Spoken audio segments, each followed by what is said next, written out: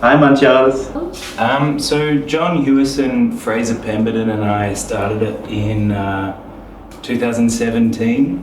We were still at university at the time making short films, and we wanted to run screenings to kind of help foster a community of film watchers and makers. So me and John started the original Dogmilk screenings that were double features every week, and then that kind of expanded over the years to different screening platforms. Sam started Dogmilk, a series of screenings once we added more members to Dogmilk. Sam started a screening series that was dedicated to specifically kind of experimental documentary and non kind of mainstream documentary that wasn't shown much to audiences.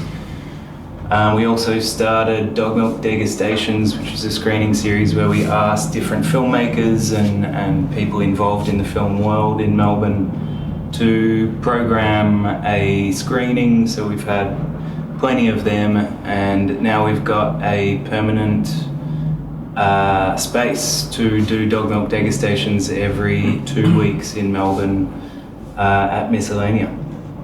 Basically, it's a group of filmmakers, young filmmakers. Yeah, should I elaborate on that a little bit? I don't think so. Hi, my name's Josh Peters. I'm part of Dogmilk Film Collective, and I'm an experimental musician and sound artist, and also a sound designer and sound recordist for film and other projects. So why did we reach out to art practitioners in Makassar? Doesn't necessarily mean like just audiovisual and screen practitioners, maybe writers, maybe musicians in Makassar. Well, I guess part of the joy of filmmaking and documentary filmmaking is that you get to meet, and you're supposed to meet as many people as possible. And I guess when you're in a different place, in a different country, it's important to get to know the local flavor, and the local flavor is not the right arts word. community. Yeah, arts community. And get an idea what people are interested in here, and what people are making here, and what people are creating here. And yeah, does that answer the question? Maybe about collaborating with the art practitioners in Makassar. With you guys. What do you guys think about that? I mean, I think it was a no-brainer, really. It was on our second trip to Toraja, we came to Makassar for a few days before going, and we had done a bit of a call out prior to arriving to see if there were any young filmmakers in Makassar that wanted to work with some young Australian filmmakers, and that's how we met Y. And then through Y we met Bichu, and just the relationship has gone from there, from strength to strength, and we hope to continue and expand. Maybe you can explain a bit about your spatial performance yesterday at Ramata. Yeah. So I did a spatial sound performance at Ramata. So the performance was, I performed live a collection of my electroacoustic works or sound art pieces. And they were performed through a technique known as sound diffusion. And in live sound diffusion, you put a bunch of speakers around a space, and then the mixing desk controls, each fader on the mixing desk controls the level of each speaker, so that, and then the performer can manipulate which speakers are activated in the space, so that you're constantly moving sound around the space and playing with the space and sound throughout the space. And in that way, the speakers, or we sometimes call them the speaker orchestra, the speakers act like a musical instrument, and the mixing desk also acts like a musical instrument. it's almost as if you are playing the space as a musical instrument. I guess the initial interest in Toraja when we were just starting to research this documentary project was in broadly defined death and the grieving process, and how Torajan people deal with death and grief, and the kind of spectacular funeral ceremonies that you saw on YouTube were part of the fascination, but more so the interest was in what was kind of behind these funeral ceremonies, what was happening between people. And then when we went for the first time, we did a bunch of interviews and met a whole lot of people. It was kind of a preliminary research trip, and we did that. We met a whole lot of people, made a whole lot of friends, specifically with a TV crew in southern Toraja, in Sangala, Delta Sangala TV, who have been documenting culture and life in Toraja for the last 15-20 years, and have been collecting an archive of this footage that's both kept on YouTube but also on hundreds and hundreds of hard drives that they have kept at their house. And we were super interested by their process, by the fact that local videographers were doing this documentary work, but I guess with different outcomes to the ones that we would have had. They were broadcasting 24 hours a day, this footage that they'd captured to their tightly kind of knit community, and this video recording kind of fed back into the culture. It was a big part of kind of the capturing of the culture, and then the re-watching of that culture and how that changes the culture around it. So yeah, that was the kind of the first project. That's one that we're finishing at the moment. It's had many different kind of what's the word? Iterations. We did a multi-channel installation in Alice Springs in Central Australia, and then a multi-screen installation in Melbourne. And now we're making a single screen version of the film for film festivals. I can't even remember what the question was. Where? Can I elaborate? Yeah, you can. Ya, secara umum juga sebenarnya kita lihat juga Toraja itu seperti laboratorium sih. Kayak kita melakukan banyak eksperimen, kita bertemu dengan hal baru. Terlebih dari mereka orang Australia mungkin ketika datang ke Toraja. Bahkan saya pun sama Bicu yang lama tinggal di Makassar, saya juga tinggal di Palopo, walaupun dekat sama Toraja, tapi ketika saya hidup lama di sana beberapa bulan, kita juga menemui banyak hal-hal yang baru yang patut untuk dipelajari, untuk diapresiasi. Karena bukan sekedar tujuannya, walaupun mau bikin film di sana, tapi ternyata banyak hal-hal yang bisa kita pelajari seperti bahasanya, bagaimana mereka berinteraksi, bagaimana mereka bisa membuka diri seluas-luasnya, memberi kesempatan kita untuk hidup bersama, seperti itu. Jadi Toraja seperti laboratorium yang kita bisa melakukan eksperimentasi, menemukan banyak hal-hal yang baru, terus kita integrasikan menjadi ya ilmu-ilmu, pengalaman yang baru, seperti itu. In my work, I use a combination of field recordings, synthesized sounds, and musical instruments that I play, and I combine them all into one. And all of the kind of natural sounds that you hear in my work, I recorded myself. They come from a variety of places. Sometimes they're actually things that I've recorded on shoots for film projects that I'm working on, such as in Toraja. A lot of the sounds come from different parts of Australia. We met Victor for the first time in 2017. So when we were kind of traveling around Toraja and kind of doing that first research trip, we met Victor early on, and we hung out a lot together. We'd go shooting together in different places. He would come and shoot with us where we were interested in. He would tell us about things that he was going to shoot, and we would join him. So it was kind of, from the very start, this beautiful relationship of shooting and kind of getting to know each other. Can you explain about the creativity process when we made it also across the moon? Like you made a speaker like Fortune or Mercy. I can, like yeah. all the faces, all the process. Also, yeah, okay. So in All Circles, the Moon, Dirt Shines in the Sun, we used 8 speakers. So there was one speaker for each screen, which was playing the audio for that particular video channel. But then there was an extra 4 speakers, which acted as kind of a constant environment. And these were all playing back surround sound recordings that were taken in Toraja.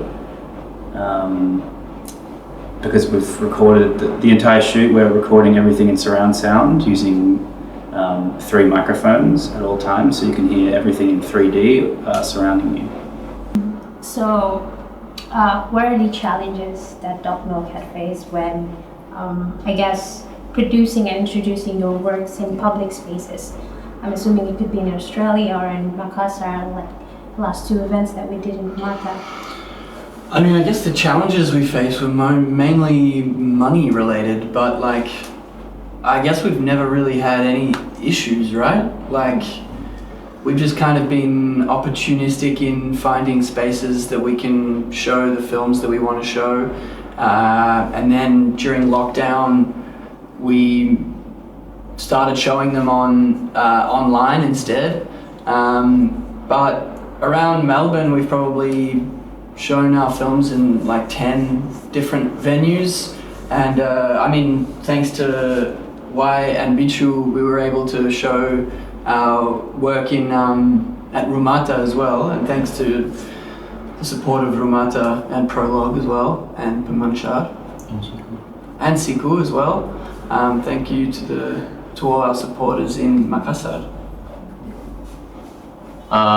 Dan sebenarnya juga seperti karya-karyanya mereka yang filmmaker Dogmilk bikin di sana, sebenarnya untuk pasar di Makassar sebenarnya itu belum terlalu luas, tuh seperti eksperimental film lah, dengan perekaman yang menggunakan roll film 16mm, 8mm itu kan masih bahkan belum pernah atau mungkin jarang ditemukan di Makassar. Dan saya rasa memang bagaimana mentransformasi gagasan dan nilai-nilai ataupun konseptual dari mereka ke sini tuh sedikit banyaknya itu membantu memperkaya wawasannya juga pelaku seni di Makassar seperti itu. Jadi sebenarnya saya juga sangat beruntung sih, apalagi teman-teman juga merasa dapat juga impresinya ketika melihat karya-karya mereka seperti itu.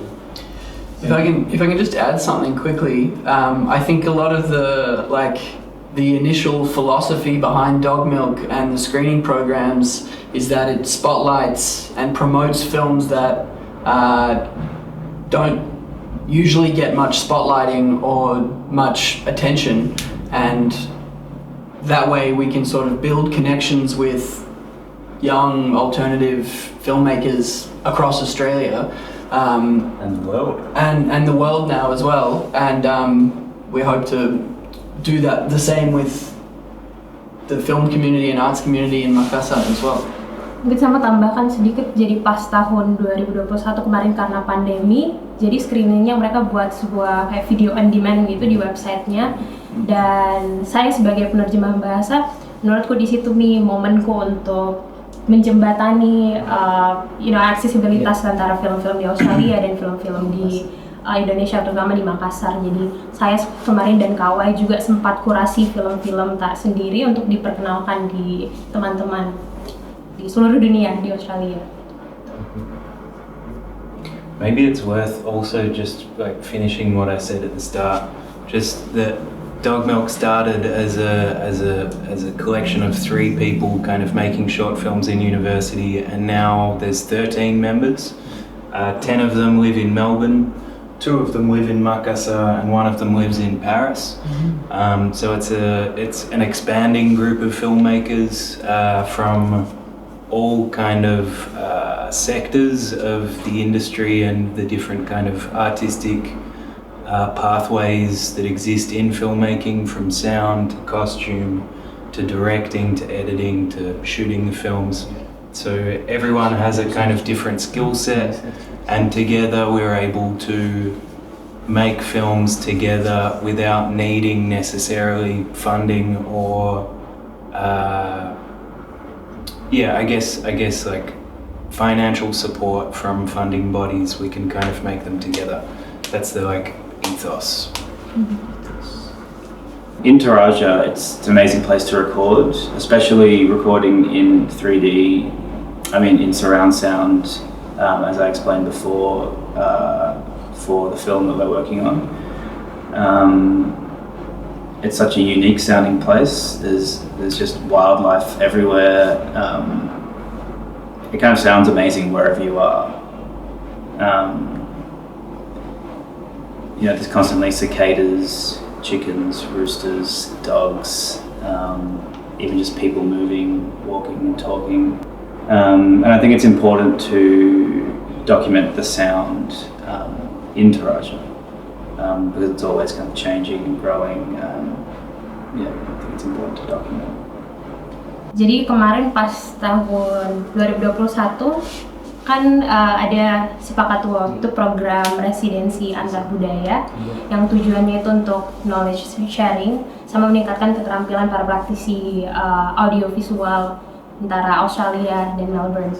Jadi saya, Chris, Wahyu, dan Sam, kami berempat yang memprakarsai program ini. Dan kami juga berempat yang kemarin menjadi kolaborator untuk program SIPAKATUO ini di tahun 2021 karena pandemi, jadi diadakan secara daring. Dan outputnya itu kita membuat sebuah kreasi kolaboratif yang seperti sudah dijelaskan sebelumnya sama Chris, yaitu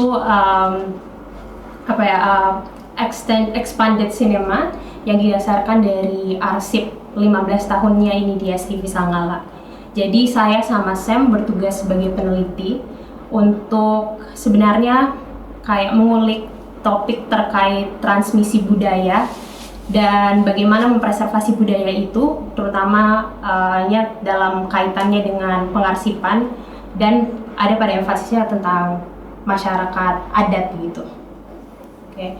Jadi proses risetnya itu sebenarnya kami banyak melakukan interview sama akademisi, sama archivist, sama artist, filmmaker yang memang punya pengalaman dengan proses kreasi kolaboratif kita pada saat itu. Jadi kita banyak berdiskusi tentang bagaimana merepresentasikan masyarakat adat, bagaimana bisa contribute back kepada mereka, dan juga what else about the research process of the SIPAKATUO? It sounds like you said a lot of it. It was really, what was so enriching for me was being able to do it with Bichu, coming up with questions together, figuring out what you were interested in learning, and then talking about what we learned after each interview, and then talking about it with these guys and the rest of the crew. It was great. Iya, dan sebenarnya tantangan, kalau mau dibilang tantangan di gelombang digitalisasi, ya oke lah kita bilang sebenarnya banyak sekali sumber-sumber literasi di internet dan lain-lain, banyak sekali. Cuma kalau kita melihat penelitian itu sebagai landasan berpikir dan bagaimana ini aktualisasi keilmuan ke kehidupan nyata, ya otomatis kita harus langsung bertemu sama pelaku. Salah satu contohnya ketika kita mau bikin film dokumenter, ya ketemu sama orangnya langsung, kita bertemu, bertatap muka, cari sana sini informasi. Dan walaupun dilakukan secara daring, SIPAKATUO juga kemarin kita pasti melakukan kuratorial, siapa expert yang bisa ditanyakan terkait topik yang kita mau angkat seperti itu. Jadi walaupun banyak sekali informasi di internet, tapi sekali lagi bicara tentang landasan berpikir dan aktualisasi diri, ya lebih baiknya kita langsung bertanya sama si pelaku seperti itu. Ya, jadi kemarin topik tentang masyarakat adat kita bicara sama Ruka Sambolinggi, dia itu Sekjen Aliansi Masyarakat Adat di Indonesia. Terus terkait dengan bagaimana membangun proses residensi yang tepat, kita bicara dengan Ibu Yulianti Farid dari Rumata.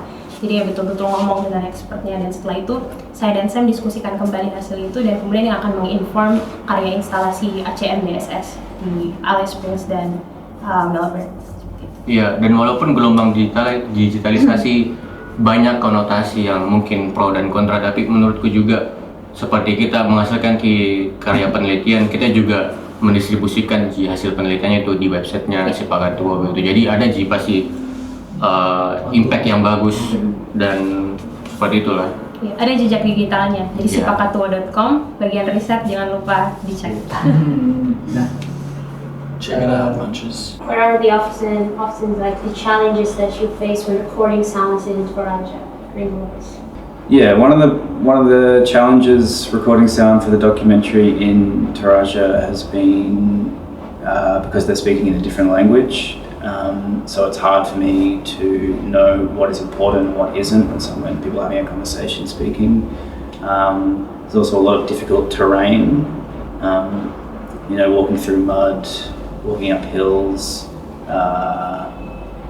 lots of kind of insects everywhere, so it's hard to kind of keep still, record sound as it is to shoot the film. After we finish the single screen version of All Circles Moon That Shines in the Sun, we will continue to finish another documentary project in Toraja that is about a family in Tumbang Datu, also in Sangala, the grandfather of which is an older man who still follows El Todolo. His daughter and his grandchildren living together. The next generation are all Christians, and I guess it is a exploration of how that works and how that's changing inside the context of a family in Toraja. How El Todolo and its smaller, ceremonies exist outside of the funeral kind of massive funeral ceremonies, etc. How the smaller kind of belief systems work kind of behind this, inside the house, essentially. And then after that, hopefully many more films together. And in particular, a new residency program. Yeah. In particular, between exchange program between Makassar and Melbourne again. Do you guys want to explain a little bit what a residency is and? I guess like that SIPAKATUO is the residency program. Like maybe, I don't know if that's been said, but that's what it is. Jadi berangkat dari program pertukaran antar budaya kami berempat, SIPAKATUO kemarin, kita mau jadikan itu sebuah residensi yang berkelanjutan gitu. Jadi possibly diadakan tahun 2023 atau 2024. Jadi sama seperti sebelumnya, SIPAKATUO ini sebuah screen residency untuk screen practitioner atau praktisi audiovisual antara Australia dan Indonesia, atau lebih spesifiknya mungkin antara Melbourne dan Makassar. Jadi sebenarnya ide saat ini kami itu residensinya didasarkan pada knowledge sharing, berbagi ilmu, dan network building antara seniman di Australia dan Indonesia. Jadi selama program residensi ini, partisipan yang terpilih kemudian akan diberikan kebebasan untuk membuat lokal karyanya mereka sendiri atau programnya mereka sendiri di region tempat mereka melakukan residensi. Jadi maybe Hudi, you can explain like the examples of workshop possibilities, program possibilities that the resident can do.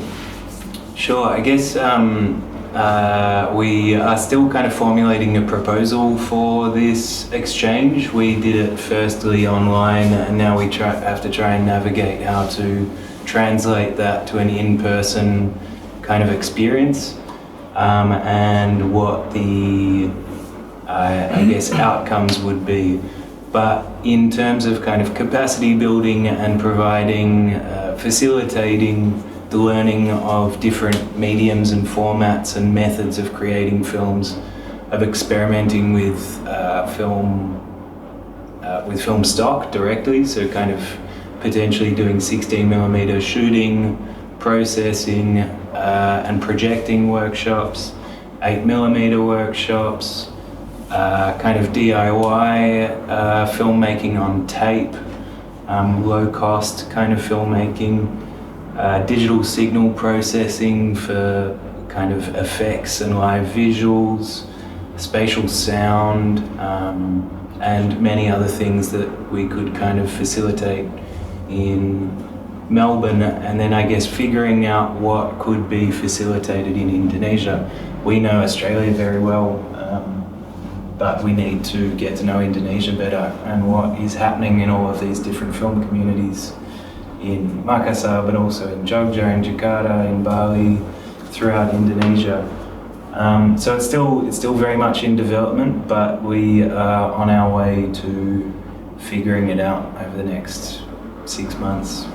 We are like almost just being introduced to it. You know, we haven't lived here for any significant period, but we are instantly totally taken by Makassar as a city. You know, we visited 3 times, but all of those times have been short. So I hope to come back next year and spend a long period here and actually, you know, get to know Makassar and its diversity and understand the different language groups and different cultural aspects that all exist within Makassar. Well said. Inspired by places like Rumada and Siku and Prologue already, looks like there's heaps of stuff going on, vibrant and fun and welcoming. And who else? And you know, love the non-krong attitude as well. Culture. Yeah. Non-krong culture every day with these guys. Yeah. Do you have any messages, I wouldn't say advice, you know, it could possibly be advice to sound practitioners, aspiring sound practitioners in Makassar? I think what I think is the most important thing for any aspiring sound designers and sound practitioners is to try and record your own sounds rather than just using sound libraries, because you'll have a much more unique sound palette, and it's a great experience. It's a great thing to learn how to do, and you'll just learn a lot more about sound and you'll sound more unique. Send us an email if you're interested in being part of whatever we're going to continue doing, because we're going to do heaps of stuff and we want to meet you and we want to talk about your ideas, we want to talk about our ideas, we want to watch movies together, we want to talk about movies together, we want to make movies together. Yeah, pick up the camera, shoot whatever and send it to us.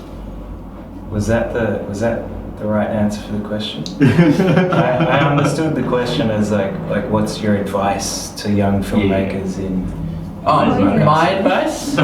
Watch as many movies as you can, and shoot as many movies as you can. I guess like collectivize, find the people that you feel artistically connected to and create groups of people where you can make films together with no money, and where you can foster a community of film watchers. I guess without people watching the films that you're making, the films are kind of useless. So set up screenings, watch films together.